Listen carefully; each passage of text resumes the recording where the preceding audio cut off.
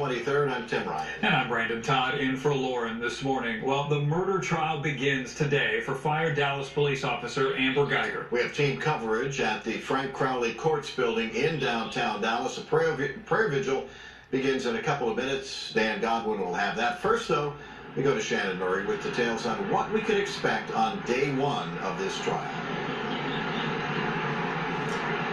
Right, Tim and Brandon. So today we do expect to hear from both of Jean's family members. Later this week, we could also hear from crime scene witnesses and experts who will testify about police use of force. Amber Guyger just arrived earlier this morning. Take a look. We have a video just into our newsroom. She arrived around 7 o'clock this morning for day one of her murder trial. And she walked in with her attorneys and was immediately surrounded by media. She says last year she mistook both of Jean's apartment for her own and believed he was a burglar. She was still in uniform from her shift at Dallas Police, which is just down the street from the Southside Flats where she lived.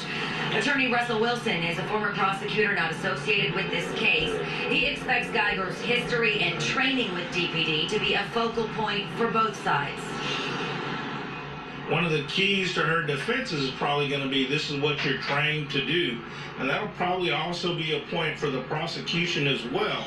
Because our law enforcement officers encounter strangers in strange locations without shooting oftentimes.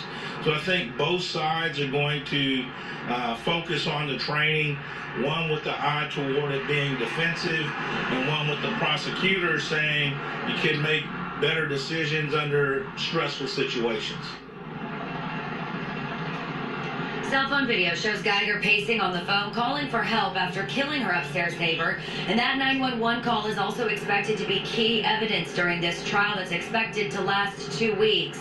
The attorney you just heard from, Russell Wilson, also tells us he expects to hear from a crime scene expert who can break down that crime scene and even do a comparison of both of Jean's apartments and Amber Guyger's to see how similar they really are. Morrison said that would be the best way to honor the memory of Botham Jean. This was the scene inside the church in East Oak Cliff yesterday. In talking about the trial, the minister offered prayers that truth would prevail, that justice would be served, that the trial would proceed with integrity. The congregation also heard from the father of Botham Jean. He talked about how much his son enjoyed living his faith and participating in church activities. Just the memory of Botham and what he stood for. Today, if he was alive, I know he would be singing. He was passionate about his singing, and that just keeps me going, knowing that he's in a good place with the Lord. Botham Jean grew up in the Caribbean island nation of St. Lucia.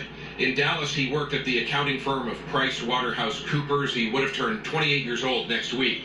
Now, Botham's dad said yesterday that while he misses his son every day, he is leaning on his faith to get him through this whole experience. Now, this prayer circle will include remarks by a number of different speakers. The gathering could go on, we are told, for about 40 minutes.